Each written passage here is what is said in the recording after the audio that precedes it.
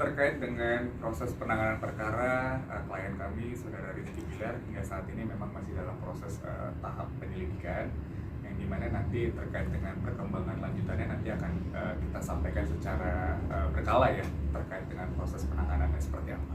Kurang lebih begitu.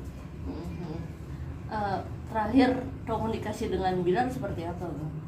Ada yang dia sampaikan mungkin atau gimana, Bang?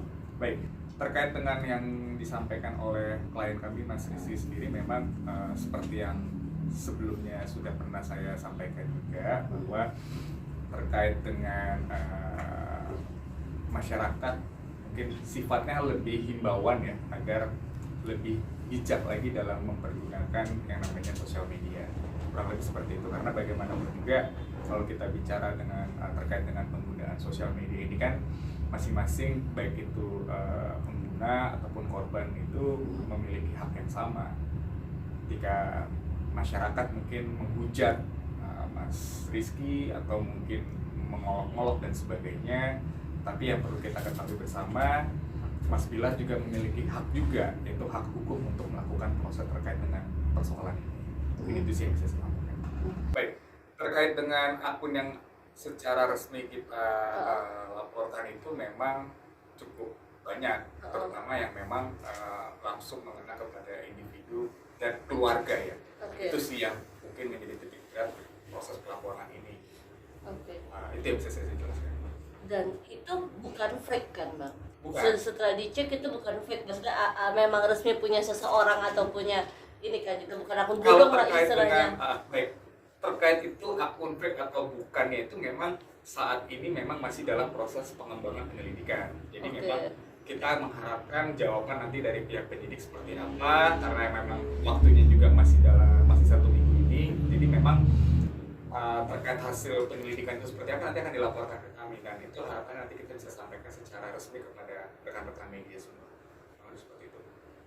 Untuk waktunya sendiri saya belum bisa pastikan karena memang itu kewenangan dari kepolisian, dalam hal ini penyidik yang akan menyampaikan nanti. Nah, kalau dalam waktu dekat akankah dimintai keterangan lagi Rizky dan Mbak Lesti sendiri?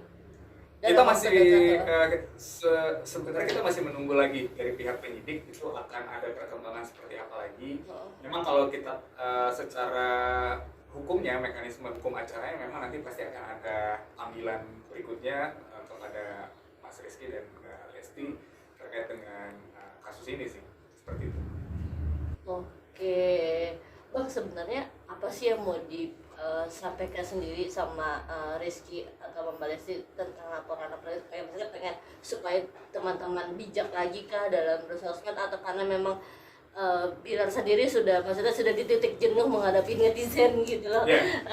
Baik, mungkin kalau kita mengikuti sosial medianya Mas Rizky dan Mbak Lesti, mungkin kita sama-sama tahu lah ya, karena kan sebenarnya persoalan hujatan ini kan bermula dari persoalan rumah tangganya mereka, yang memang sebenarnya itu konteksnya private ya, dan kita tidak ada kewenangan juga sebenarnya untuk memberikan komentar negatif terkait persoalan rumah tangganya. Tapi yang pasti dan cukup jelas banget disampaikan oleh Mas Rizky kepada saya dan Mbak Lesti ya, ini mereka berdua yang menyampaikan secara khusus, minta agar kurang lebih itu janganlah terlalu makian, ataupun kalau memang merasa tidak senang dengan mereka berdua, mungkin kata-kata yang bisa disampaikan, ya udah saya nggak suka dengan Mas Rizky, saya nggak suka dengan Mbak Lesti, cukup seperti itu. Tapi jangan sampai ketidaksukaan itu sampai berlebihan euforianya dan mengunggah di sosial media, kemudian melakukan hal-hal yang nggak pantas di sosial media, apalagi mungkin